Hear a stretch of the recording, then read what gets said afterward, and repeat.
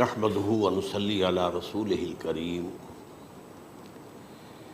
اما بعد فقد قال الله تبارك وتعالى كما ورد في سورة الجاثية اعوذ بالله من الشيطان الرجيم بسم الله الرحمن الرحيم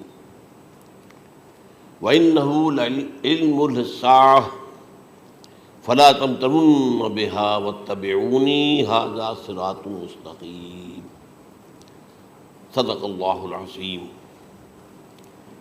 رب اشرح لی صدری ویسر لی امری واحلل عقدۃ من لسانی یفقہوا قولی اللہم ربنا الہمنا رشدنا واعذنا من شرور انفسنا اللہم ارنا الحق حقا وارزقنا اتباعہ وارنا الباطل باطلا وارزقنا اجتنابہ آمین یا رب العالمین۔ قادیانیت سے متعلق ایک بحث کا آغاز ہو گیا تھا،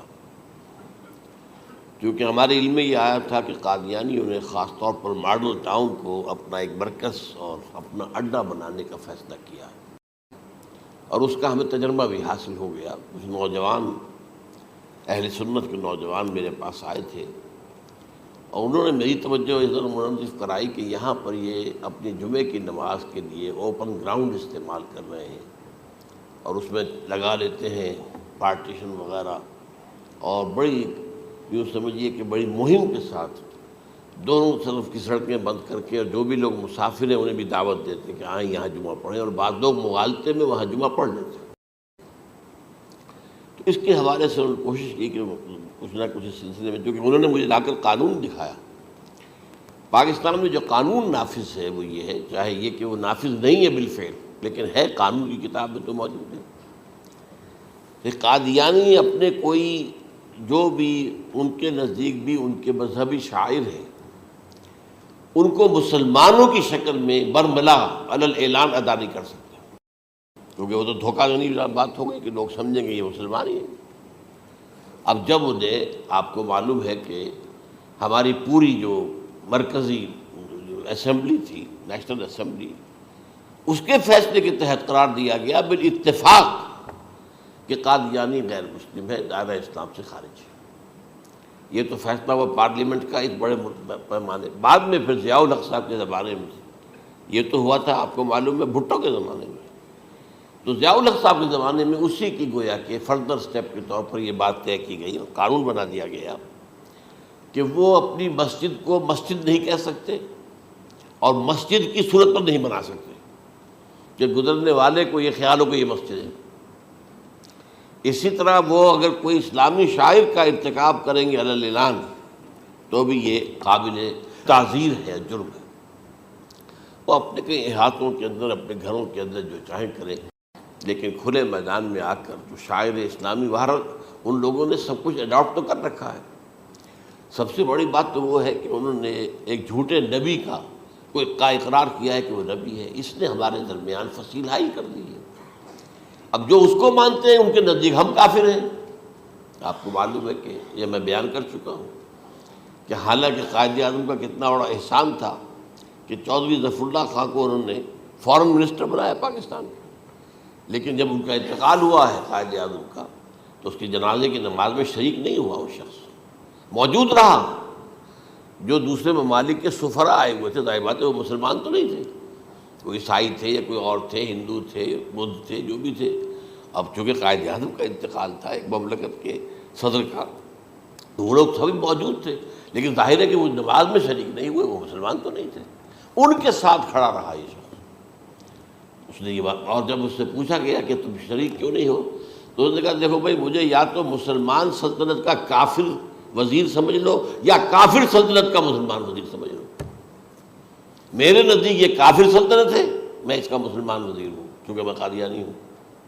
اب تمہارے نزدیک یہ اسلامی مملکت ہے تو میں کافر ہوں، پھر میں اس کی نماز کیسے پڑھوں؟ تو بہرحال ان چیزوں کی وجہ سے جو دھوکہ دینے والا معاملہ ہو گیا، ورنہ کوئی اور لوگ ہوں یہاں پہ، ہمیں ان سے تعارض نہیں ہے۔ عیسائی بھی ہیں، اپنی تبلیغ کرتے ہیں، کوئی خلاف ان کے رد عمل نہیں ہوتا، الا یہ کہ کہیں یہ واقعہ پیش آ جائے یا کوئی یعنی خام خواہ کو شوشہ کوئی شرارتی لوگ اٹھا دیں کہ انہوں نے قرآن کی یہ جو ہے بے حرمتی کی ہے، تو یہ تو پھر تحقیق سے معلوم ہو سکتا ہے کہ واقعہ کی تھی کہ نہیں کی تھی۔ لیکن ایک وقت میں جو اس پر تو ان کا احتجاج ہوتا ہے، لیکن یہ کہ ان کے جو ہے چرچ ہے ان کی ساری اور تبلیغ ان کی ہو رہی ہے اور بڑھ بھی رہی ہے تعداد ان کی، لیکن اس کے خلاف کوئی رد عمل تو ہمارے یہاں نہیں۔ تو یہ ہے اصل میں وہ بات۔ تو اس پر جو گفتگو شروع ہوئی تھی میں آج اس کی تکمیل کرنے جا رہا ہوں۔ حضرت عیسیٰ علیہ السلام کی دوبارہ آمد کا تعلق ہے، اس کے ضمن میں قرآن مجید میں جو نص قطعی ہے، وہ نص قطعی یہ ہے اِنَّهُ لَعِلْمٌ لِلسَّاعَةِ فَلَا تَمْتَرُنَّ بِهَا۔ حضرت عیسیٰ کا ذکر ہوا ہے سورہ جاسیہ میں، اور وہاں فرمایا گیا ہے کہ یہ عیسیٰ کا دوبارہ آنا قیامت کی علامت ہوگا، یعنی کہ اب قیامت بالکل قریب آ گئی ہے۔ اِنَّهُ لَعِلْمٌ لِلسَّاعَةِ، علم حاصل ہوگا ان کی دوبارہ آمد پر کہ اب قیامت جو ہے وہ سر پر آ گئی ہے۔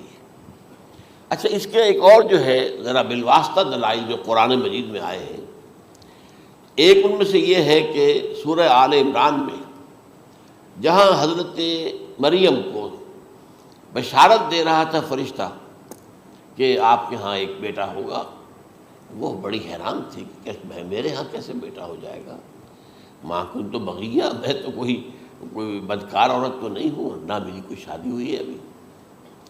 تو اس میں جو باتیں بیان کی تھی فرشتے نے، وہ جو بیٹا ہوگا اس کی کیا شان ہوگی، اس میں یہ الفاظ بھی آتے ہیں وَيُكَلِّمُ النَّاسَ فِي الْمَهْدِ وَكَهْلًا، وہ باتیں کرے گا، لوگوں سے گفتگو کرے گا جبکہ وہ پنگھوڑے میں ہوگا، بچہ ہوگا، گود میں ہوگا، اور کہل کے وقت، کہل کہتے ہیں جب آدمی عمر میں جو ہے 40-45 کا کسی بھی اوپر ہو جائے، آپ پہلے طفل کہتے ہیں، پھر جوان کہتے ہیں، عربی زبان میں شاب کا لفظ آتا ہے، بہت جوان، بڑی اچھی صحت میں ہے، اس کے بعد پھر ظاہر بات ہے ڈھلوان شروع ہوتی ہے، یہ کہل ہے۔ جب بڑھاپے کے آثار شروع ہوتے ہیں، بال سفید ہونے شروع ہوتے ہیں، تو یہ کہل ہے، قبول۔ اب سوال یہ ہے اس گھوڑے میں بات کر دیں، یہ تو معجزہ ہے، لہذا اس کا ذکر یہاں پر مناسب ہے۔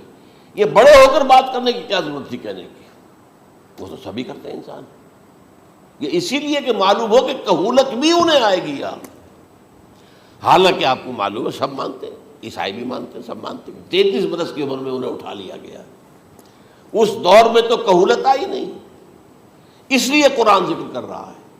اور یہ بات جو ہے دوسری مرتبہ آئی ہے یہ سورہ المائدہ میں آیت نمبر 110 وَتُكَلِّمُ النَّاسَ فِي الْمَهْدِ وَكَهْلًا، صرف یہ ضمیر کا فرق ہے، وَيُكَلِّمُ النَّاسَ فِي الْمَهْدِ وَكَهْلًا، اور وَتُكَلِّمُ النَّاسَ فِي الْمَهْدِ وَكَهْلًا یہ ہے جب قیامت کے دن اللہ تعالیٰ حضرت عیسیٰ سے سوال کریں گے، اے عیسیٰ ابن مریم، کیا تم نے میری اجازت سے اور میری تائید سے یہ معجزے نہیں دکھائے، یہ معجزے نہیں دکھائے، میں نے تم پر یہ فضل نہیں کیا؟ اور یہ گویا کہ بالواسطہ عیسیٰ کے ماننے والوں سے خطاب ہے کہ اللہ تعالیٰ کے کتنے بڑے بڑے احسان ہوئے، اور اسی میں تم بات کرتے تھے لوگوں سے پنگھوڑے کے اندر بھی اور کہولت کی عمر میں بھی، تو یہ کہولت کی عمر کب آئی؟ حضرت عیسیٰ علیہ السلام پر۔ تو اس کے بغیر تو ممکن ہی نہیں ہے کہ وہ دوبارہ دنیا میں آئیں، پھر ان کے اوپر وہ عمر آئے اور اس عمر کے اندر بھی وہ بات کریں گے۔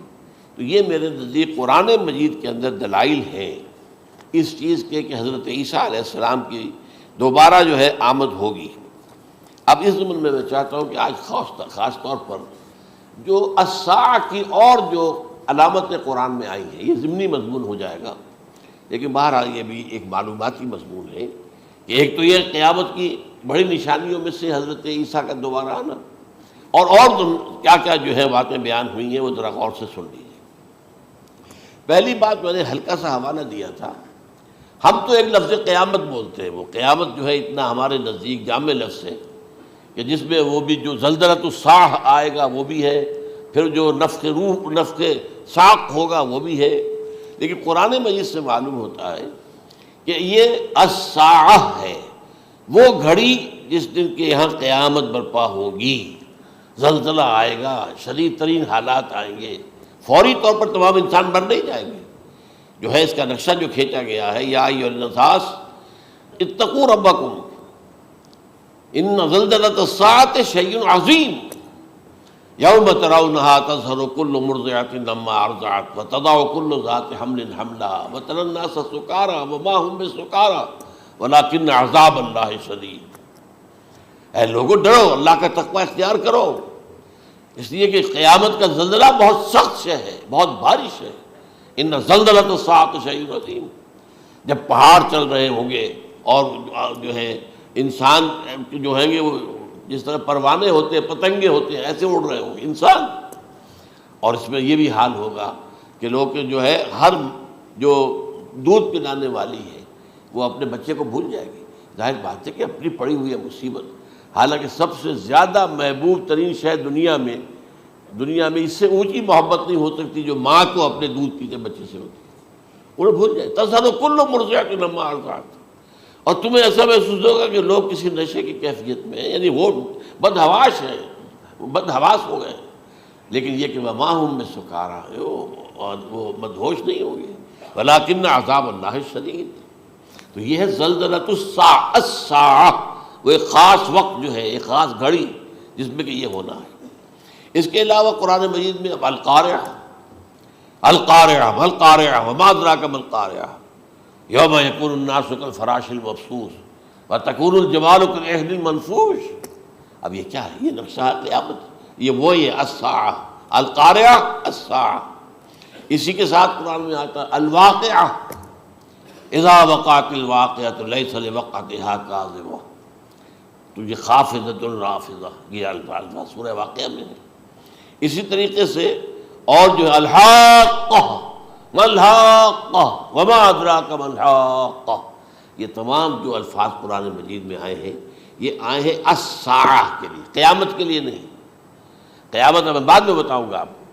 چنانچہ 3 نفخے ہیں جو قرآن سے ثابت، نفخ فی الصور، اور اس نفخ فی الصور کا یہ عالم ہوگا یوم ینفخ فی الصور ففزع من فی السماوات ومن فی الارض الا من شاء اللہ، جس دن پھونکا جائے گا سور میں، اور اس وقت صورتحال یہ ہو جائے گی کہ جو بھی آسمانوں میں ہے، زمین میں ہے، سخت پریشانی اور سخت پشیمانی اور ایک طرح کے مرعوبیت اور خائف ہو کر رہ جائیں گے، الا ان کے کہ جن کو اللہ چاہے، اس کے کوئی ملائکہ مقربین ہوں گے۔ من فی السماوات فی الارض ہے، اس کے ساتھ ہی یہ کہہ دیا گیا ہے، لیکن یہ باقی پورے لوگوں کے اوپر، پوری مخلوقات کے اوپر ایک جو ہے گھبراہٹ کی کیفیت طاری ہو جائے گی۔ تو یہ ہے پہلا فضا۔ دوسرا فضا کیا ہے؟ فضا صعق، صعق کہتے ہیں آدمی کا بے ہوش ہو جانا۔ یہ دوسری مرتبہ جب سور پھونکا جائے گا، وَنُفِخَ فِي الصُّورِ فَصَعِقَ مَن فِي السَّمَاوَاتِ وَمَن فِي الْأَرْضِ إِلَّا مَا شَاءَ اللَّهُ، یہ ہے کہ اس کے بعد وہ سب کے اوپر موت طاری ہو جائے گی۔ یہ دوسرے سور پھونکے جانے کے بعد ہے۔ پھر ثُمَّ نُفِخَ فِيهِ أُخْرَى، پھر ایک مرتبہ اور پھونک ماری جائے گی، یہ تیسرا ہو رہا ہے۔ فَإِذَا هُمْ قِيَامٌ يَنظُرُونَ، تو اچانک سب کے سب کھڑے ہوں گے اللہ کی طرف دیکھتے ہوئے۔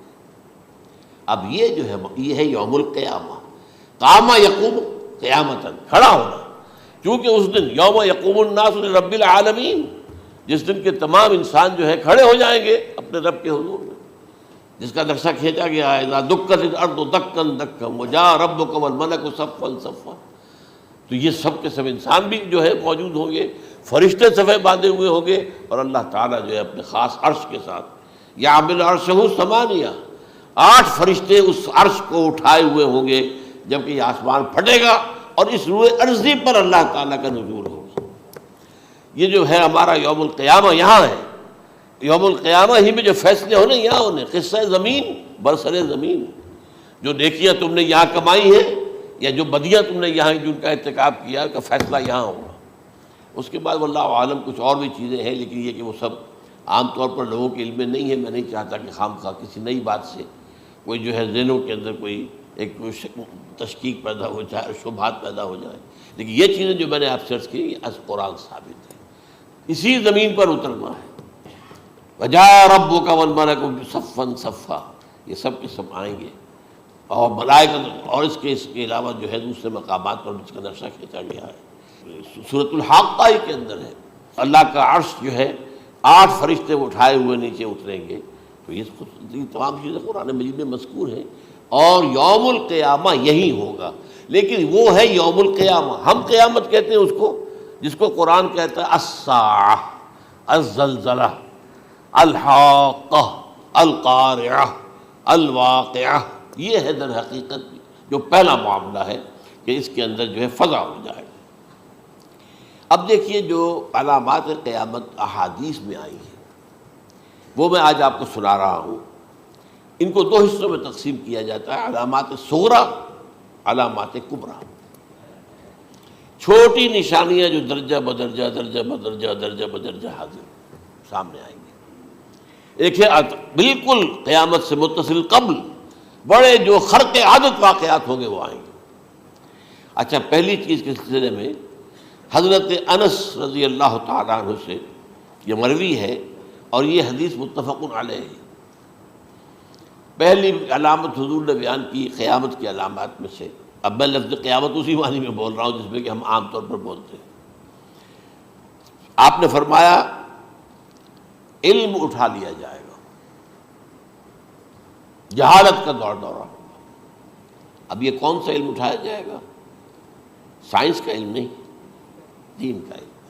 آج تو ساری قدر و قیمت جو ہے جس کے لیے دوڑتے ہیں لوگ لاکھوں روپے کی فیسیں دے کر، ایم بی اے ہو رہے ہیں، یہ جو ہے اکاؤنٹنسی کا پاس کر رہے ہیں، یہ سی اے کر لیا ہے، یہ کوئی اور جو ہے فزکس میں کہیں کیمسٹری میں ڈاکٹریٹ کر لی ہے، ڈاکٹر بن گیا تو کیا ہی کہہ رہے ہیں۔ اس لیے کہ بڑی چیز جو پاکستان سے ایکسپورٹ ہوتی ہے وہ ڈاکٹر ہیں۔ یہ جو اتنے بڑے پیمانے پر جو کالج کھلے ہوئے، 3 لاکھ روپے ایک سال کی فیس، 5 لاکھ روپے ایک سال کی فیس، یہ کیوں لیتے ہیں اور کیوں لوگ دیتے ہیں؟ کہ موقع مل جاتا ہے ایم بی بی ایس کر کے۔ امریکہ کے اندر بھی ڈیمانڈ ہے، ان کے ہاں ڈاکٹر جو ہیں جتنے ہونے چاہیے نہیں ہے، لہذا اور بھی بہت سی جگہوں پر ڈیمانڈ ہے۔ تو جس چیز کی مارکیٹ میں ڈیمانڈ ہے وہ علم ہے۔ آج علم کمپیوٹر کا علم ہے یہ، حالانکہ ان میں سے کسی کے اوپر لفظ علم کا اطلاق میرے نزدیک غلط ہے، جہالت ہے۔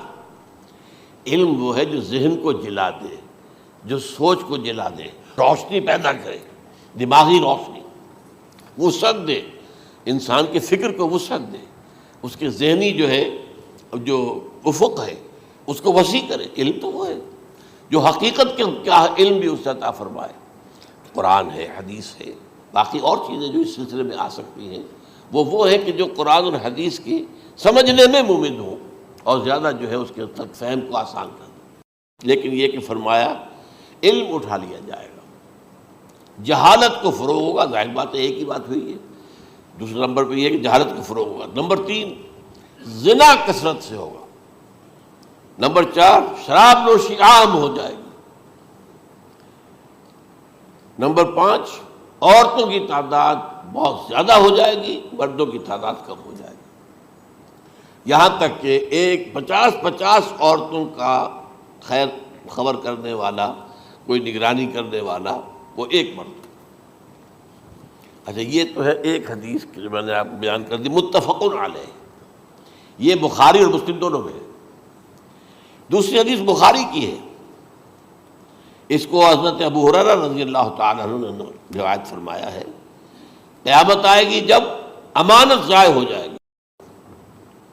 آج ہمارے ہاں امانت کے ضائع ہونے کا جو نقشہ ہے شاید پوری دنیا میں کہیں اور نہیں۔ جس طرح کے غبن یہاں ہوتے ہیں، جس طرح کک بیکس جو ہے وہ لیے جاتے ہیں، اس غریب یعنی قوم غریب ہے لیکن یہاں وہ امیر بہت بڑے بڑے لوگ ہیں، وہ تو دنیا بھر کے ٹاپ کے امیروں کے اندر ان کا شمار ہو جائے گا۔ لیکن یہ کہ یہ سب امیر کیسے بنے؟ غبن بلین آف ڈالرز کا، اب تو اس سے کم کی تو بات ہی نہیں ہوتی۔ فلاں نے اتنے بلین جو ہے پیسے اپنا جو ہے قرضہ معاف کرا لیا۔ بھائی کس نے کیا، کون کرتا ہے معاف؟ یہ کسی کے باپ کی جاگیر ہے؟ یہ پیسہ بینک کے اندر حکومت کا ہے کہ حکومت کو اختیار ہو کے وہ رائٹ آف کر دے ان کے جو ہے ان کی جائیدادیں کرو ضبط۔ لیکن ہوتا کیا ہے، بینک آفیسر بے ایمان ہے، وہ کہتا تھا 1 کروڑ کا قرضہ لے جاؤ، 10 لاکھ مجھے دے جاؤ، چاہے تم میرے پاس کوئی ڈاکومنٹ جو ہے ایسے نہیں دے سکتے، حالانکہ ہونا چاہیے۔ اتنا بڑا قرضہ لے رہے ہو تو ڈاکومنٹس یہاں پر ہمارے سامنے لاؤ کہ اگر تم نہ دے سکو تو ہم ان ڈاکومنٹس کے ذریعے سے تمہاری جائیداد، تمہاری کوئی جاگیر، تمہاری کوئی اور چیز اس کو قبضہ کریں۔ جب وہ وقت آتا ہے دیکھتے تو یہ ڈاکومنٹس ہی فیک ہیں۔ اللہ اللہ خرچ کیا کرے گا کوئی؟ بینک کا باپ بھی واپس نہیں لے سکتا۔ اور یہ سب کس کی بے ایمانی ہے؟ وہ جو بیٹھا ہوا بینک مینیجر، سارا سودا اس کے مابین ہوتا ہے کہ 1 کروڑ ہے نا، 10 لاکھ مجھے دو، 90 تم لے جاؤ، باقی یہ کہ ٹھیک ہے میں تمہارے جو ڈاکومنٹس تم پیش کر رہے اس میں کوئی اعتراض نہیں کرتا، بس جاؤ۔ اور نمبر 2، حکومت نااہلوں کے سپرد ہو جائے گی۔ یہ ہے امام بخاری کی روایت کردہ روایت جو حضرت ابو ہریرہ سے۔ مسلم شریف میں ابو ہریرہ رضی اللہ تعالیٰ عنہ سے ایک اور روایت ہے، مال عام ہو جائے گا یہاں تک کہ زکوٰۃ قبول کرنے والا کوئی نہ ہوگا۔ یہ بات وہ ہے جو آج سعودی عرب اور UAE کے اندر آپ کثرت سے دیکھ سکتے ہیں۔ دولت جو ہے وہ ریل پیل، ابھی تھوڑا سا آیا ہے معاملہ خاص طور پر دبئی میں، کیونکہ وہاں بہت زیادہ کنسٹرکشن ہو رہی تھی، تو پوری دنیا میں آپ کو معلوم ہے کہ جو ریئل اسٹیٹ کہلاتا ہے اس کا حال بہت پتلا ہے، لیکن وہاں کے دولت ریل پیل ہے ہر جگہ پر۔ اور سب سے اہم متفق علیہ روایت، متفق علیہ کیا، وہ تو حضرت عمر سے بھی مروی ہے، ابن عمر سے بھی مروی ہے، ابن عباس سے بھی مروی ہے، ابو ہریرہ سے بھی مروی ہے، عبداللہ ابن مسعود سے بھی مروی ہے رضی اللہ تعالیٰ عنہ اجمعین۔ اور یہ وہ حدیث ہے جسے کہا جاتا حدیث جبرائیل، جسے ام السنہ بھی کہا گیا۔ اس میں جو آخری سوال کیا حضرت جبرائیل نے حضور سے، چوتھا، پہلا یہ تھا کہ اسلام کیا ہے مجھے بتائیے، ایمان کیا ہے، اس کی حقیقت کیا ہے یہ مجھے بتائیے، تیسرا احسان کیا ہے یہ بتائیے، چوتھا یہ کہ قیامت کے بارے میں بتائیے کب ہوگی۔ حضور نے فرمایا کہ اس کے بارے میں جس سے سوال کیا جا رہا ہے وہ اس سے زیادہ نہیں جانتا جو کہ سوال کر رہا ہے۔ اب اس کے کئی مفہوم ہو سکتے ہیں کہ بہرحال یا تو حضرت، چونکہ بعد میں معلوم ہوا کہ حضور نے پہچانا نہیں کہ یہ جبرائیل ہے، بلکہ جب سوال جواب ہو کر وہ چلا گیا شخص تو اچانک حضور کے ساتھ ذرا ردو ہو ہی لیا، ذرا بلانا اس کو دوبارہ لانا۔ اب جو دیکھا کہ وجود ہی نہیں اس کا، آسمان نے اس کو چکھ لیا، زمین نے نگل لیا، کیا ہوا ہے؟ پھر آپ نے یہ جبرائیل تھے جو تمہیں تمہارا دین سکھانے آئے تھے جبکہ تم سوال نہیں کر رہے ہو۔ یہ بڑے بیسک کوسچن تھے، اس لیے کہ دنیا کے ہمارا نظام اسلام پر ہے، ایمان پر نہیں ہے، اس لیے کہ ایمان کو ویریفائی کر ہی نہیں سکتے۔ کیسے پتا ہوگا اس میں ایمان ہے یا نہیں ہے؟ کوئی آلہ نہیں ہے، کوئی الیکٹروکارڈیوگرام ابھی تک ایسا نہیں ہے، کوئی جو ہے اور جو طریقے چل رہے ہیں وہ تو ان کے ذریعے سے یہ تو نہیں معلوم ہو سکتا ایمان ہے کہ نہیں۔ لہذا یہاں کا سارا نظام اسلام پر ہے، شہادت اللہ الہ الا اللہ وان محمد رسول اللہ، پھر ایک نظام بنا دیا، وہ اقام الصلاۃ و ایتاء الزکوٰۃ و صوم رمضان و حج البیت۔ اس میں بھی یہ ہے کہ اگر کوئی نماز کو نہیں مانتا تو کافر ہوگا، لیکن نماز پڑھتا نہیں ہے تو کافر نہیں ہے، فاسق ہے، فاجر ہے، گناہ گار ہے، کمزور مسلمان ہے۔ اس طرح زکوٰۃ کا منکر ہو جائے گا تو وہ کافر ہوگا، لیکن زکوٰۃ دے نہیں رہا ہے تو یہ گویا کہ گناہ گاری ہے، کمزوری ہے۔ تو اس حوالے سے نوٹ کر دیجئے کہ یہاں کا دنیا کا سارا اسلامی نظام اور سارا کانسٹیٹیوشنل اور لیگل سسٹم جو ہے اسلام کا وہ اقرار باللسان پر ہے، ایمان ہے وہ کہ جس کی بنیاد پر وہاں فیصلے ہوں گے۔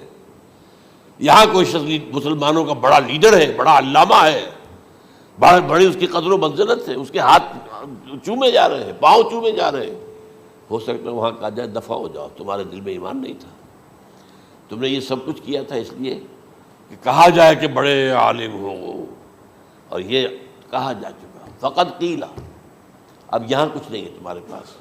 پھر فرشتوں کو حکم ہوگا کہ اس کو گھسیٹتے ہوئے جہنم میں ڈال دیں۔ 3 باتیں بیان کی آپ نے، یہی حشر اس کا ہوگا مالدار کا، اللہ پوچھے گا میں نے تمہیں بہت مال دیا، تم نے کیا کیا؟ وہ کچھ گنوانا شروع کرے گا، اللہ فرمائے گا جھوٹ بول رہا ہے، قذبت، تم نے یہ خیرات و صدقات اس لیے کیے تھے کہ تمہاری سخاوت کے ڈنکے بج جائے، تعریفیں کی جائے، وہ کی جا چکی ہے، دنیا میں ڈنکا بج گیا، یہاں کچھ نہیں، وہ نیت دل میں کچھ اور تھی تمہارے۔ میں لیس البر ان تولوا وجوہکم والا قرآن مجید کا سبق ہمارا منتخب نصاب کا نمبر 2 بڑی تفصیل سے بیان کیا۔ یہی معاملہ ہوگا اس عالم کا، اللہ فرمائے گا میں نے تمہیں علم دیا، تم نہیں، وہ کہے گا میں نے علم پھیلایا لوگوں میں ہدایت کی، جھوٹ بول رہے ہیں، تم نے تو صرف اس لیے کیا تھا، تمہاری نیت یہ تھی کہ بڑا عالم شخص ہے، بڑا فاضل شخص ہے، تو یہ سب کہا جا چکا۔ تو وہاں کا معاملہ جو ہے وہ اسلام پر نہیں ہے، یا آپ دکھائیں گے دیکھیے یہ میرا آئیڈینٹی کارڈ، اس پہ اسلام میرا مذہب لکھا ہوا ہے، یا یہ میرا پاسپورٹ ہے، آئیڈینٹیفیکیشن کے لیے دنیا میں عام طور پر یہ چیزیں ہوتی ہیں، کوئی تعلق نہیں۔ آخرت کا معاملہ کسی اور شے پر ہے، وہ تو ایمان دل میں ہے، اور تمہارے تمام جو حرکات ہیں، اعمال ہیں، ان سب کے اندر جب تک کہ اصل جو قوت متحرکہ ہے وہ اللہ کی محبت نہ بن جائے. اخلاص للہ وحب اللہ للہ، اور یہ کہ یہ تمام چیزیں جیسا کہ فرمایا، ایک حدیث بڑی پیاری ہے، ایمان کی تکمیل کی علامت کیا ہے؟ فرمایا من احب للہ وابغض للہ ومنع للہ واعطى للہ فقد استکمل الایمان. جس شخص کے نے محبت جس سے بھی کی اللہ کے لیے کی، اپنے مفادات کے لیے نہیں، رشتہ داری کی بنیاد پر نہیں. محبت اوپر ہو جائے، رشتہ دار کا حق ہے دو، بیوی کے حقوق ہیں دو، لیکن محبت یہ اللہ کے لیے ہو کہ فلاں شخص سے مجھے محبت اللہ کے لیے. اور اگر نفرت رکھی تو اللہ کی وجہ سے رکھی، اس لیے رکھی کہ وہ اللہ کے دین سے دور ہے، وہ اللہ کے راستے پر نہیں آ رہا ہے، وہ فسق و فجور کی جو ہے زندگی کو آ رہا. اس میں بھی یہ ہے کہ یہ نہیں ہے تعلق قطع کر لو، تعلق قطع کرو گے تو تبلیغ اور اصلاح کا موقع کہاں رہے گا، لیکن دلی محبت نہیں ہوگی اس سے. تو اگر محبت ہے تو اللہ کے لیے، اور نفرت ہے تو اللہ کے لیے. اور کسی کو کچھ دیا ہے تو اس لیے کہ اللہ کا حکم ہے کہ دوں، اور کسی سے کچھ روکا ہے تو اس لیے کہ اللہ کا حکم ہے کہ روکوں، اس کو نہیں دینا ہے. فقد استکمل الایمان، تو اس شخص نے ایمان کی تکمیل کر لی. یہ ہے اصل جو ڈیسائیڈنگ فیکٹر ہے، وہ یہ ہے. اور اس ایمان کی پہلی علامت کیا ہے؟ کیسے معلوم ہو میرے اندر ایمان ہے؟ پہلی علامت سب سے کم تر درجے کا ایمان، اس میں فرمایا گیا اذا اساءت کا سیئۃ وحسنت کا حسنۃ فانت مومن. اگر کوئی اچھا کام کر کے خوشی ہو اور کوئی برا کام ہو جائے تو ملامت ہو، یہ کیا کر بیٹھا، یہ میں نے کیا کیا ہے، یہ مجھے نہیں کرنا چاہیے تھا. یہ اگر احساس ہے نیکی اور بدی کا تو تمہارے اندر ایمان ہے. یہ ایمان ہے ادنا درجے کا، اور وہ ایمان من احب للہ وابغض للہ واعطى للہ ومنع للہ فقد استکمل الایمان. اچھا، یہ جو متفق علیہ حدیث ہے جو حضرت جبرائیل کی ہے، اس میں پھر انہوں نے کہا کہ اچھا اگر آپ مجھے یہ کب ہوگی قیامت نہیں بتا سکتے تو اس کی کچھ علامتیں بتائیے. یہ بڑی عظیم تھا، کیونکہ یہ تو تمام احادیث کے اندر میں نے عرض کیا نا کہ سب سے زیادہ صحابہ سے منقول ہے. اور آپ نے فرمایا کہ جب لونڈی اپنی مالکہ کو جنے گی اور تم دیکھو گے کہ ننگے بدن ننگے پیر بھوکے ننگے بھیڑوں اور بکریوں کو چرانے والے اونچی سے اونچی عمارتیں بنانے میں ایک دوسرے کا مقابلہ کریں گے. اذا تلد الامۃ ربتها، کیا بات ہے، یہ خاص الفاظ کیوں کہے گئے؟ اولاد والدین کے سامنے دب کر رہتی تھی، کبھی سینہ تان کر بات نہیں کرتے تھے. ٹھیک ہے، کوئی بات آپ مان نہیں سکتے، ابا جان یہ بات تو میں نہیں کر سکتا. یا فرض کیجئے کہ وہ آپ کو کسی نیکی سے روک رہے ہیں، کہ دینی کام سے روک رہے ہیں، ابا جان یہ تو میں نہیں کروں گا، یہ تو دین کا فرض ہے. یہ کہیں آپ، اور ڈٹ کر کہیں اور جمیں اس پر، لیکن یہ کہ کوئی سرکشی کا انداز نہ ہو. ایسا نہ ہو کہ اپنے جناب سینے کو تان کر کے کھڑے ہو جائے، میں نہیں کروں گا، یہ نہیں، یہ غلط ہو جائے.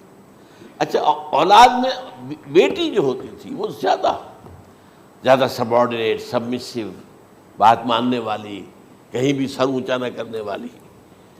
اور آخری دور میں کیا ہوگا، بیٹیوں سے مائیں ڈریں گی، انہیں ٹوک نہیں سکتی کسی بات پر، پتہ نہیں کیا بک دے گی، کیا بکواس کر دے. یہ تو ہمارے ہاں ہو گیا ہے. باہر کیا ہے، وہ تو آپ یہ بھی نہیں پوچھ سکتے. آپ کی 13 برس کی لڑکی آئی ہے رات کو 1 بجے، نہیں پوچھ سکتے کہاں رہی ہو، یہ رات کہاں گزاری، پوچھ ہی نہیں سکتے. یہ پوچھنا بھی جرم ہے. اپنے چھوٹے بچے کو آپ نے ایک تھپڑ مار دیا، تہذیب ہے، سکھانا ہے، غلط کام کیا ہے، اس کی سرزنش ہو رہی ہے، فوراً وہ اگر ایک فون کر دے گا پولیس آئے گی، بچے کو لے جائے گی، اسے لا کر کہیں اور جو ہے ڈپازٹ کرے گی، اور آپ پر مقدمہ چلے گا، آپ کو اس کی سزا بھگتنی ہوگی. ظاہر بات ہے کہ پھر وہاں سرکشی کا کیا عالم ہوگا. پھر اولاد کہاں سر جھکائے گی، کس درجے میں جھکائے گی، اس کی تربیت عثمانی ہوئی نہیں. تو ان تلد الامۃ ربتها، گویا کہ بیٹی کے نزدیک ماں جو ہے وہ ایسی ہو جائے گی جیسے لونڈی گویا کہ لونڈی نے ایک اپنی مالکہ کو جنم دیا ہے، بیٹی مالکہ بن جائے گی اور ماں جو ہے لونڈی بن جائے گی، اور دولت کی ریل پیل کا ابھرتا دکان، یہ جو بھوکے ننگے اور مفلس، کیا حال تھا 100 برس پہلے، انہیں کھانے کو کچھ نہیں ملتا تھا۔ یہ مشرقی ساحل پر تھے، یہ سوائے یہ کہ مچھلیاں پکڑ لی، اللہ خیر اللہ وہ کھا لی، یا کہیں ان کو بیچ دیا، کوئی بنڈی لگ گئی، بنڈی لگ جاتی تھی وہاں، اور کیا تھا۔ اور مغربی ساحل پہ کیا ہوتا تھا، ساری ان کی معیشت حج کے گرد گھومتی تھی، حاجی آئے ہیں، خریداریاں کر رہے ہیں، اور آپ کو معلوم ہے پوری دنیا سے مال پہلے بھی پہنچتا تھا وہاں، آپ کو جو ہے ہر ملک کے ہر کونے کا پھل وہاں مل جائے گا آج بھی۔ اور وہاں پر یہ ہے کہ سب سے بڑی بدوؤں کے لیے سب سے بڑی بات کیا تھی، قربانی کا گوشت، اسے وہ سکھاتے تھے، سخت چمڑے کر کے کھاتے تھے، یہ ان کا حل تھا۔ آج جا کر دیکھیے نئے شہر بن رہے ہیں، امریکنز کو کانٹریکٹ دیے جا رہے ہیں، بالکل ماڈرن شہر بنا دو، ایک ایبسلیوٹلی ماڈرن شہر جو ہے، وہ جو مشرقی ساحل کے اوپر جو پہلے سے آرام کو سٹی ہے، امریکن سٹی ہو، اس کے اندر کوئی سعودی بھی داخل نہیں ہو سکتا سوائے جس کے پاس اس سٹی کی طرف سے لائسنس نہ ہو، اور اس کی چار دیواری کے اندر، چار دیواری کیا فصیل کے اندر کہی ہے، جو چاہو کرو، کوئی تم پر پابندی نہیں، ننگے نہاؤ، تالاب ہے نہا رہے، ننگی عورتیں ننگی مردیں نہا رہے، کوئی پوچھنے والا نہیں۔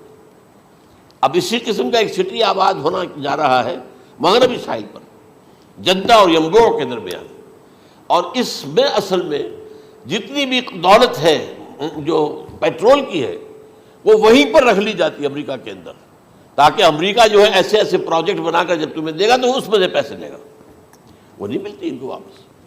بہرحال یہ تو میں نے ایک جگہ آپ سے ذکر بھی کیا تھا، دی کنفیشنز آف این اکنامک ہٹ مین، وہ کنفیشنز کی بات جو ہے اگر آپ میں سے کسی کو دلچسپی ہو تو اسے پڑھیں، کہ کس طریقے سے 1973 کے آئل امبارگو کے بعد جو شاہ فیصل شہید کے زمانے میں ہوا تھا، پھر جس طریقے سے امریکہ نے ان تمام ممالک کو جکڑ لیا ہے، اس کا پورا جو پروسیس کیا تھا وہ سامنے آتا ہے۔ بہرحال اس کے بعد آتا ہے علامات کبریٰ کا ذکر، بڑی علامتیں جو کہ بالکل خرق عادت کے انداز میں ہوگی، جن کا معاملہ جو ہے وہ آپ کے ناپ تول میں نہیں آ سکتا، آپ کی کیمسٹری فزکس اس کا جو ہے وہ نہیں کر سکتی، ادراک ہوگا یہ قیامت کی۔ ان میں نمبر 1 کیا ہے، ایک بہت بڑا دھواں آئے گا، پوری دنیا کو لپیٹے گا۔ نمبر 2 دجال کا ظہور ہوگا، جو اپنی خدائی کا دعویٰ لے کر آئے گا اور بنوائے گا، اس کے ہاتھ میں ہو جائیں گے، قبضے میں ہو جائیں گے سارے ذرائع پیداوار کے، اس کی طرف بھی پہلا قدم اٹھ چکا ہو، ٹرپس کے نام سے معاہدہ ہو چکا ہے، کوئی ملک اپنا بیج پیدا نہیں کر سکتا، یہ بیج ہم نے ڈیولپ کیے ہیں، ان کے ڈیولپمنٹ سے پہلے تم ایک ایکڑ سے کتنی گندم لیتے تھے، آج کتنی لے رہے ہو، کس بنا پر؟ جینیٹکس کا جو کام ہم نے کیا ہے اس کی بنا پر ہو رہا، ہاں تو ہمارا حق ہے، اس کی رائلٹی ہمارے پاس آنی چاہیے، لہذا صرف ان اداروں سے ملٹی نیشنل سے خریدا جائے گا بیج، اور بیج بھی وہ دیں گے وہ کہ جس سے جو فصل اگے گی وہ بیج نہیں لا سکتی، وہ بیج کا کام نہیں کر سکتی۔ جیسے آپ کو معلوم ہے کہ آپ کے ہاں جو گوشت کھایا جاتا ہے مرغے کا، تو مرغا وہ جو ہے اس میں مرغا ہو یا مرغی ہو، اس کے اندر کوئی وہ کیفیت ہی نہیں ہے، ان کے انڈے جو ہے ان سے آپ بچے حاصل نہیں کر سکتے، ہے تو انڈا، دیکھنے کو تو انڈا ہے، لیکن وہ بنڈا جو ہے اس سے بچہ تو نہیں حاصل کر سکتے۔ ایسے ہی وہ گندم کا بیج دیں گے، نظر آئے گی گندم، لیکن اس کے اندر وہ صلاحیت نہیں ہے کہ اس سے جو فصل اگے گی اس کا نتیجہ جو ہے وہ بھی آپ لے سکیں، یہ ہونا ہے، اللہ جانے، قدم اٹھ رہے ہیں ادھر۔ پھر یہ ہے کہ دابۃ الارض، زمین سے ایک حیوان نمودار ہوگا، زمین شق ہوگی۔ ابھی میں کہہ رہا ہوں خرق عادت ہے، یہ چیزیں وہ نہیں ہیں جو ہماری کسی حساب کتاب میں جو باتیں پہلے آئی ہیں وہ تو حساب کتاب میں آ رہی ہیں، ساری سمجھ میں آ رہی ہیں، ساری چیزیں مشاہدہ ان کا ہو رہا ہے، لیکن یہ ہے کہ دابۃ الارض، یہ کہتے ہیں کہ کوہ صفا، اس میں تو نہیں ہے حدیث میں، کوہ صفا پھٹے گا اور اس میں سے ایک حیوان دابہ وہ ظاہر ہوگا، تو اسی لیے فرمایا ہے وَإِذَا وَقَعَ الْقَوْلُ عَلَيْهِمْ أَخْرَجْنَا لَهُمْ دَابَّةً مِّنَ الْأَرْضِ تُكَلِّمُهُمْ، تو ہم اندر سے پیٹ کے چیر کر زمین کے پیٹ کو ایک حیوان کو برآمد کریں گے جو انسانوں سے بات کرے گا، گفتگو کرے گا۔ نمبر 4 طلوع الشمس من المغرب، یہ بھی خرق عادت، سورج تو طلوع ہوتا ہے مشرق سے، غروب ہوتا ہے مغرب میں، لیکن اس وقت معاملہ الٹا ہو جائے، یعنی جو کائنات کے اندر جو گڑبڑ ہوگی کچھ سمجھ میں بات آتی ہے کہ یہ معاملہ جو ہے یہ تو اس پورے سولر سسٹم کو اگر بدل دیتے ہیں تو مشرق مغرب ہو جانا، مغرب مشرق ہو جانا، یہ بالکل سمجھ میں آنے والی بات ہے۔ اس کے بعد ہے عیسیٰ ابن مریم کا نزول، جس کے بارے میں آج میں نے گفتگو کی ہے تفصیل سے۔ یہ نزول ہونا ہے، یہ علامات قیامت میں سے حضور نے بیان فرمایا ہے، اور قرآن مجید کی جو اصطلاحات ہیں اس کے حوالے سے میں نص قطعی جو ہے وہ میں آپ کے سامنے رکھ چکا ہوں۔ پھر یاجوج ماجوج کا ایک معاملہ ہے، یہ میں ابھی اس وقت زیادہ اس پر بات نہیں کر سکتا۔ حضرت عیسیٰ علیہ السلام کے نزول کے بعد 2 کام ہوں گے، یہودیوں کا قلع قمع ختم، تمام یہود، ایک کام تو یہ ہونا ہے، اور نمبر 2 عیسائیت کا ختم ہو جانا۔ عیسائیت کی نفی کر دیں گے، بھائی تم مجھے خدا کا بیٹا بنائے بیٹھے ہو، میں تم خدا کا بیٹا نہیں ہوں، میں تو اس کا بندہ ہوں، رسول ہوں، میں نے تم سے کب کہا تھا کہ مجھے خدا کا بیٹا بناؤ۔ نمبر 2 یہ کہ وہ خنزیر کو قتل کر دیں گے، یعنی یہ تم نے خنزیر کب سے کھانا شروع کر دیا؟ میں تو تم کو نکاح اجازت دے کر گیا تھا، یہ تو شریعت موسوی میں حرام تھا، اور میں کہہ کر گیا تھا کہ یہی شریعت تم پر لاگو رہے گی، ہاؤ کم تم نے کیسے یہ؟ آج بھی بہت سے رومن کیتھولکس جو ہے وہ سور نہیں کھاتے، وہ اس میں ہے ان کے اندر کچھ نہ کچھ بات جو ہے جو حضرت عیسیٰ کی تعلیمات کا کچھ اثر ان کے ہاں ہے۔ میں تو ایک مرتبہ، یہ 1971 کی بات ہے، 4-5 دن کے لیے برسلز میں رکا تھا، اس لیے کہ وہاں مجھے ایک صاحب نے خط لکھا تھا کہ وہاں ایک نوجوان ہے، ابھی اس ایمان لایا ہے، اور اس کے کچھ مسائل ہیں، ہم کوشش کر رہے ہیں ان کے مسائل حل کریں، آپ بھی جا رہے ہیں۔ میں انگلینڈ جا رہا تھا تو واپسی پر آپ ان کے یہاں چند دن ٹھہرے، میں حیران ہوا۔ ویسے اس نے مجھے اپنے گھر ٹھہرایا نہیں، اس لیے کہ ماں باپ تو اس کے کرسچن تھے، اور پولیس کا چیف آفیسر اس کا باپ تھا، چیف آف پولیس فورس۔ اس نے مجھ سے 1 دن کھانے پہ بلایا، میں ہوٹل میں ٹھہرایا مجھے، اس نے کہا آپ اطمینان سے یہاں کھانا کھائیں، اس گھر میں نہ آج تک کوئی شراب کی بوند آئی ہے اور نہ ہی کوئی بوٹی آئی ہے سور کی۔ Roman Catholics. اب اکلوتا بیٹا تھا یہ، عبدالعزیز اس نے بعد میں نام رکھا، وان کینٹر اس کا نام تھا جو کہ اوریجنل تھا، پھر اس نے نام رکھا عبدالعزیز وان کینٹر، پرانا نام بھی بحال رکھا۔ نہایت نیک، نہایت خوبصورت، 28 سال کی عمر تھی، اور اس وقت میں نے دیکھا تھا کہ اس کی فقہی معلومات جو ہے میری معلومات سے 10 گنا زیادہ۔ اس کی وجہ کیا ہے؟ وہ گیا تھا موراکو میں ایز اے ٹیچر، ملازمت کرنے، پیسہ کمانے، وہاں وہ مسلمانوں سے اس کا ہوا رفع ضبط ہوا، اسلام کی تعلیمات سامنے آئی، اسلام لے آیا۔ اب اکلوتا بیٹا ہے، اور ماں باپ جو ہے کرسچن کیتھولکس۔ جب وہاں سے واپس آیا تو پھر کہتے ہیں کہ ہمارے درمیان ایک معاہدہ ہے، وی آر لیونگ ٹوگیدر، لیکن یہ معاہدہ ہے ہم مذہب پہ بات نہیں کریں گے، بس باقی جو بھی ہے وہ ساتھ رہ رہے ہیں۔ لیکن میں حیران ہوا، مجھے معلوم نہیں تھا۔ اچھا، اس کے بعد اس نے جب اسلام کا فیصلہ کیا تو اس کے سامنے سوال آیا کون سی فقہ اختیار کروں؟ تو اس نے بڑی جو ہے تھورو اسٹڈی کی ہے تمام فقہوں کی، کمپیریٹو اسٹڈی، ان کو کرنے کے بعد پھر فائنل فیصلہ اس کا یہ تھا کہ حنبلی فقہ میں اختیار کروں گا۔ 4 فقہوں میں سب سے لیٹسٹ حنبلی ہے، یعنی حنفی نمبر 1، پھر مالکی نمبر 2، پھر اس کے بعد شافعی نمبر 3، پھر یہ امام احمد ابن حنبل ہے۔ اور امام احمد ابن حنبل کے زمانے تک احادیث بہت بڑے پیمانے پر جمع ہو چکی تھی، جبکہ ابھی حضرت امام ابو حنیفہ کے زمانے میں کوئی اتنا زیادہ جو ہے حدیث کا بھی ذخیرہ نہیں بنا تھا۔ اسی پر تو لوگ حیران ہوتے ہیں کہ زیادہ حدیث امام ابو حنیفہ کے علم میں نہیں تھی، لیکن مجال ہے کہ ان کا کوئی فتویٰ جو ہے کتاب و حدیث کے، کتاب اور سنت کے خلاف ہو۔ اگرچہ انہوں نے صاف کہا کہ اگر تم پاؤ کوئی ایسی سچی حدیث، پختہ حدیث جو میری کسی رائے کے خلاف ہو تو میری رائے کو دیوار پر دے مارنا اور اس صحیح حدیث کی پیروی کرنا۔ لیکن ویسے اس کے بعد یہ کمال یہ ہے کہ بہت ہی کوئی شاذ معاملہ ہے کہ جس میں ان کا کوئی فتویٰ وہ کتاب و سنت کے منافی ہو یا سنت کے منافی ہو۔ کتاب پہ تو سوال پیدا نہیں ہوتا، کتاب تو ساری ان کے سامنے موجود تھی۔ اس کے بعد یہ ہے کہ یاجوج ماجوج، اصل میں بتا رہا تھا آپ کو کہ جب عیسائیت بھی ختم ہو گئی، یہود ویسے ختم ہو گئے، استیصال ہو گیا، جڑ کٹ گئی، اب عیسائیت گویا کہ اسلام میں ضم ہو گئی، عیسائیت مذہب ختم، یہودی خود ختم، اب یہ طاقت کتنی ہو جائے گی؟ تقریباً 2/3 دنیا آ گئی،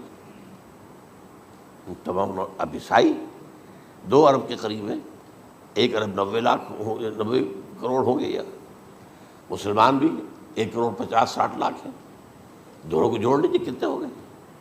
6 ارب کل آبادی ہے۔ لیکن اس کے بعد آتا ہے یاجوج ماجوج کا خروج۔ یہ یاجوج ماجوج میرے نزدیک چائنا اور رشیا ہے، ان کی مجموعی طاقت اتنی ہوگی، اور یہ اس طرح آئیں گے ہر اونچائی پر سے اترتے ہوئے، پھسلتے ہوئے، جیسے 1962 میں جب وار ہوئی تھی بٹوین چائنا اینڈ انڈیا 1962 میں، تو وہ اس وقت کا نقشہ مجھے آج بھی اخبارات میں پڑھتا تھا تو یاد، waves after waves of Chinese soldiers were coming down the slopes of Himalayas۔ یہ تو وہ ہے نا جن کی تعداد کا کوئی حساب نہیں ہے، اور رشیا اور یہ مل کر جو ہے، میرا اندازہ یہ ہے کہ جب پہلے ملحمۃ العظمیٰ ہوگی وہ عیسائیوں اور مسلمانوں کے درمیان، اس وقت یہ دونوں پاورز نیوٹرل رہیں گی، لیکن غالباً یہ بات طے کر لیں گی کہ ویپنز آف ورلڈ جو ہے ماس ڈسٹرکشن، یہ استعمال مت کرنا، اگر یہ ویپنز آف ماس ڈسٹرکشن استعمال کرو گے تو ہم میدان میں آ جائیں گے۔ اس میں وہ جنگ جب ہو چکے گی، پھر حضرت عیسیٰ کو فتح حاصل ہو جائے گی، اور پھر یہ کہ یہودیت ختم ہو جائے گی، عیسائیت بطور مذہب ختم ہو کر اسلام میں ضم ہو جائے گا، پھر وہ 40 برس کا عہد حکومت ہے حضرت عیسیٰ علیہ السلام۔ لیکن جب یہ فتح ہو جائے گی ان پر، اب یاجوج ماجوج آئیں گے، اور اتنی تعداد میں آئیں گے کہ بحیرہ طبریہ جو ہے اس کا سارا پانی پی جائیں گے۔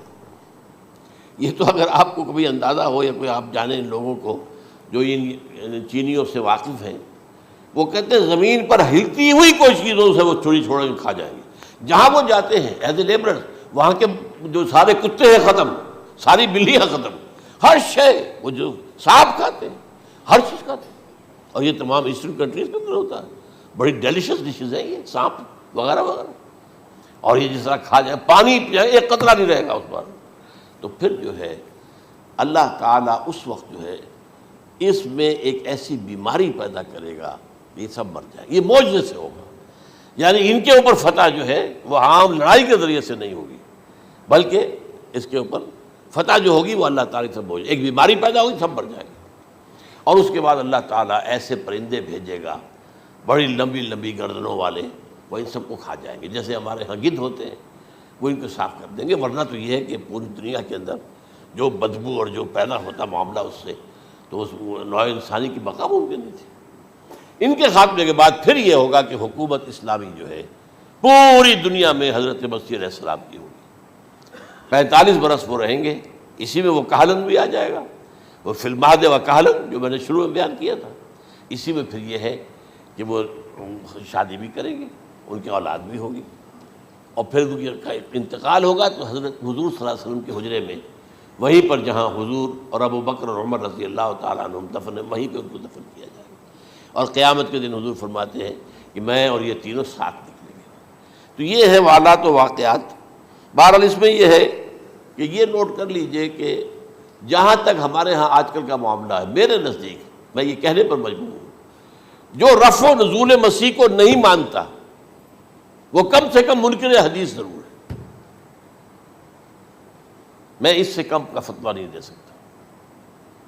اب یہ ہے کہ جو لوگ مہدی کو نہیں مانتے ان کا معاملہ میں مختلف سمجھتا ہوں، چند منٹ لے رہا ہوں آپ کے وہاں، اس لیے کہ ان کی حدیثیں صحیحین میں نہیں ہیں، بخاری مسلم میں نہیں، اور یہ کہ بہرحال ان کا معاملہ جو ہے وہ ایسا نہیں ہے حضرت عیسیٰ کا۔ حضرت عیسیٰ کے آنے کا جو کچھ ہوگا وہ تو میں نے آپ کے سامنے بیان کر دیا، لیکن یہ ہے کہ حضرت مہدی ہمارے نزدیک اس میں خرق عادت کوئی ہے ہی نہیں، جیسے ہر صدی کے مجدد ہوتے ہیں، آخری صدی کے مجدد وہ ہوں گے، اور میرے نزدیک یہی آخری صدی ہے، اور اسی میں حضرت مہدی کا ظہور ہو جانا۔ سعودی عرب میں کوئی خانہ جنگی ہوگی کسی بادشاہ کے انتقال پر، اور پھر اس وقت یہ ظاہر ہوں گے، اس وقت ملک کے حالات کو سنبھالنے کے لیے لوگ ان کو زبردستی نکالیں گے، چھپے ہوئے ہوں گے ایک گھر میں، یہ حضرت ام سلمہ رضی اللہ تعالی عنہ کی روایت ہے کہ ایک بادشاہ کے انتقال پر یہ خانہ جنگی ہو جائے گی اور ایک شخص مدینے سے بھاگ کر مکے میں چھپ جائے گا. یہ تو ہے ان کے الفاظ، میں توجیہ کر رہا ہوں. یہ لوگ ان کی طرف دیکھ رہے ہوں گے کہ یہ جو وقت آیا ہے فتنے کا ہماری قوم پر، ہمارے ملک پر، تو ان کی شخصیت ایسی ہے کہ یہ بیچ میں آئیں، صلح صفائی کرائیں، اور وہ جو ہے اس ذمہ داری سے بچ کر بھاگیں گے اور جا کر مکے میں چھپ جائیں گے. پھر لوگ انہیں تلاش کر کے نکالیں گے اور زبردستی ان کے ہاتھ پر بیعت کریں گے، ورنہ وہ اتنے بڑے منصب کو. اور پھر یہ بھی ہے، ایک حدیث میں آتا ہے یصلحو فی لیلۃ واحدہ، ایک رات میں ان کی مکمل اصلاح کر دیں گے. یعنی اگر کوئی تھوڑا بہت نقص اور عیب کوئی ہوا بھی، کوئی کمی کوتاہی ہوئی بھی، تو اللہ تعالیٰ ایک رات میں اصلاح کروا دیں. لیکن ہمارے نزدیک اس قدر کوئی خرق عادت ہے ہی نہیں. البتہ جو کہتے ہیں اہل تشیع، وہ خرق عادت ہے کہ ان کے 12ویں امام جو ہے وہ بچپن ہی کے اندر اس خوف سے کہ جو بنو عباس بادشاہ ہیں وہ ان کو قتل کر دیں گے، تو وہ ایک غار میں چھپا دیے گئے. اب وہ 1200 برس سے اس غار کے اندر چھپے ہوئے، اور اس کے بعد وہ ظاہر ہوگی، وہ امام مہدی ہوں گے. اس میں خرق عادت ہے. لیکن میں یہ کہتا ہوں کہ محض خرق عادت کی بنیاد پر ہم اس کی نفی نہیں کریں گے. کیوں؟ کیا ہم یہ نہیں مانتے کہ اصحاب کہف 300 برس تک سوئے رہے؟ یہ کیا عام بات ہے؟ حضرت عزیر علیہ السلام، اللہ نے انہیں موت دی، موت، اور 100 برس کے بعد زندہ کر کے اٹھا لیا. تو خرق عادت حضرت عیسیٰ کو ہم اتنا بڑا خرق عادت مانتے ہیں کہ اٹھا کر آسمان پر، تیسرے آسمان کے اوپر ہیں، موجود ہیں، اب بھی ہیں. شب معراج میں تیسرے آسمان پر حضور کی ملاقات ان سے ہوئی. تو یہ خرق عادت کی بنیاد پر نفی نہیں ہم کرتے. ہو سکتا ہے، لیکن یہ کہ اس کے لیے ہمارے پاس کوئی دلیل نہیں، کوئی احادیث نہیں، کچھ نہیں، اس لیے ہم اس کو نہیں مانتے. البتہ خود وجود جو ہے حضرت مہدی کا، وہ کوئی عجیب بات نہیں ہے. وہ تو جیسے پہلے بھی آئے ہیں ہمارے مجددین، ایسے مجدد ہوں گے اور دین کو تازہ کر دیں گے. ایک صحیح اسلامی ریاست جو ہے وہ عرب میں قائم ہو جائے گی دوبارہ. حضور نے فرمایا وہ عدل اور انصاف سے عرب کو اسی طرح بھر دے گا جیسے کہ وہ اس سے پہلے ظلم اور جور اور زیادتیوں کے سے بھری ہوئی ہوگی. تو یہ کام ہوگا، یہ تو مجدد کا کام ہوتا ہی ہے اس حوالے سے. لیکن بہرحال میں نے پھر بھی کہا کہ اگر احادیث کی کمزوری کی وجہ سے کہ صحیح عین میں نہیں ہے، اگر کوئی شخص انکار کرے تو مجھے کوئی اعتراض نہیں ہے، ٹھیک ہے. لیکن جو حضرت عیسیٰ کے نفع سماوی اور حضرت عیسیٰ کے نزول کا انکار کرتا ہے، وہ کم سے کم، میں انہیں اور آگے کوئی فتویٰ نہیں دیتا کہ وہ کافر ہو گئے یا یہ ہو گئے یا وہ ہو گئے، لیکن منکر حدیث کے لائن میں تو وہ لازمت کھڑے ہو گئے، کیونکہ اتنی واضح اور پکی حدیثیں ہیں حضرت مسیح کے نزول کی، اور علامات قیامت میں جس طرح ان کا ذکر آتا ہے کہ اس سے انکار جو ہے وہ جب تک آپ پوری حدیث کے ذخیرے کا انکار نہ کریں اس وقت تک ممکن نہیں ہے. اقول قولی ھذا واستغفر اللہ لی ولکم ولسائر المسلمین والمسلمات.